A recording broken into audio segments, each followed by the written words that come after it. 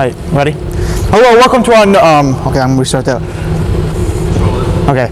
Hello, welcome to our show, Red is the New Black. My name's Seth Doherty. Sam Ryan with me here today. We're gonna be interviewing our cross-country coach, Cousin.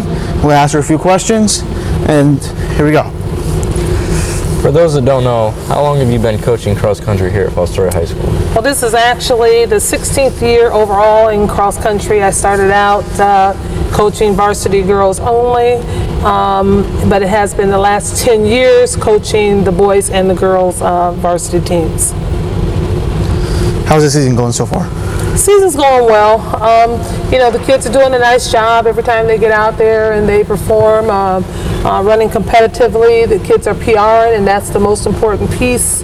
Getting the athletes out there and seeing that they're improving every time they get out there on the course.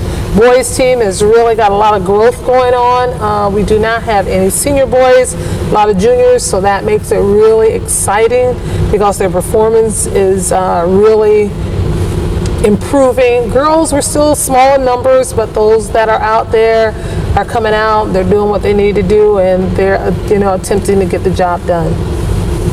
For those who don't know, could you explain what cross-country is and what a PR is?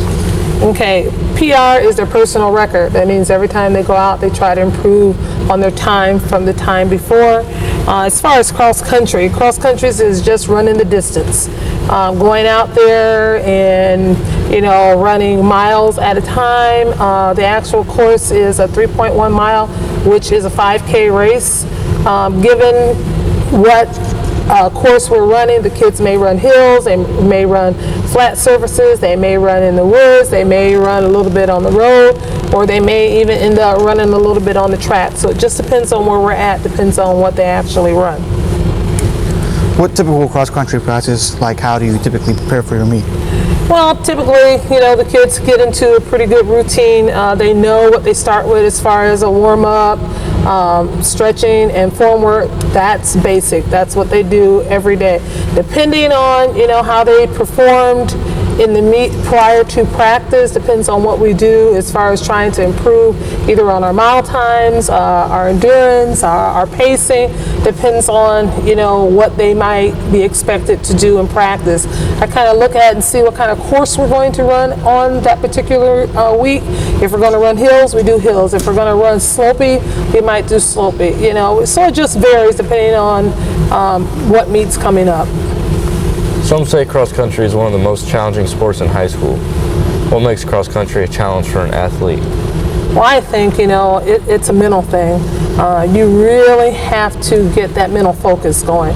Once you get that mental focus going and you overcome the I can't to the I know I can, and going out there and do what you need to do from practice to practice, week to week, just going out there and extending your distance in running. If you run a 2 mile today, maybe tomorrow you can run a 3. If you run a 5 mile today, maybe by the end of the week you may be able to run a 6. So just depending. You were a former student at Fostoria. What are some things and similarities and differences you notice about Fostoria? Well, some of the things that I've seen that has really changed is parent involvement. As a past athlete in Fostoria City Schools, a past student, I can remember when I was in sports, the parent piece was always there. Now you have a few parents that take all the responsibility on themselves to kind of service the other student athletes that you have on your team, whereas before it was just almost at least one parent per athlete that was there supporting, asking if they could be involved, if they can help. So I really think that it's the parent piece. The parent piece is not there as much as I would like to see it there, especially from, like I said again, coming from being involved as an athlete and seeing the parents being a really high enrichment part of the student athlete's career.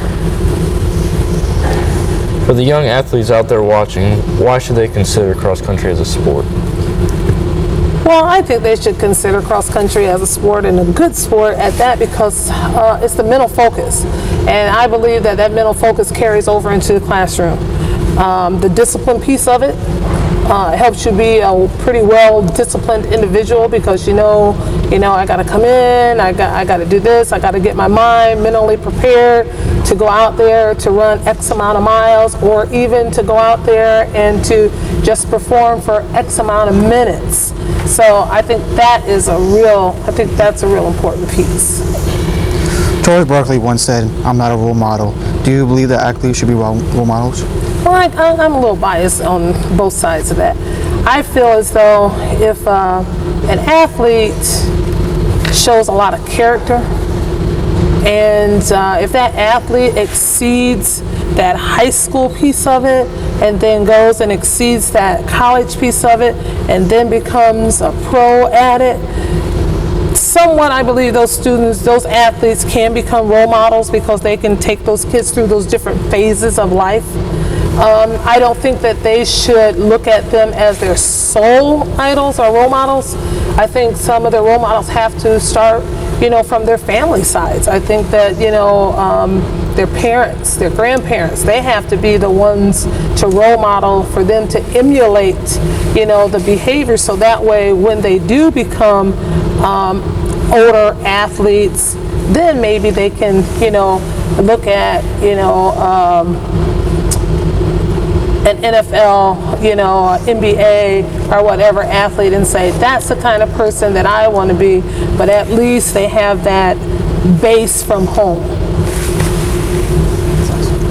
Why are sports an important part of the interscholastic experience? Well, I think it's important because it gives the kids the opportunity to be able to intermix, with other teams throughout their area, as far as their leagues, to be able to get out there and see that there are other athletes doing the same thing, that they're doing. So I think, interscholastics and being able to compete with each other, the competition, builds round individuals. Well, this was a great conversation. Thank you for coming out. Thank you very much, gentlemen. Thank you. I appreciate your time. Thank you. Thanks for joining us on our show, Red is the New Black. Hope to see you next time.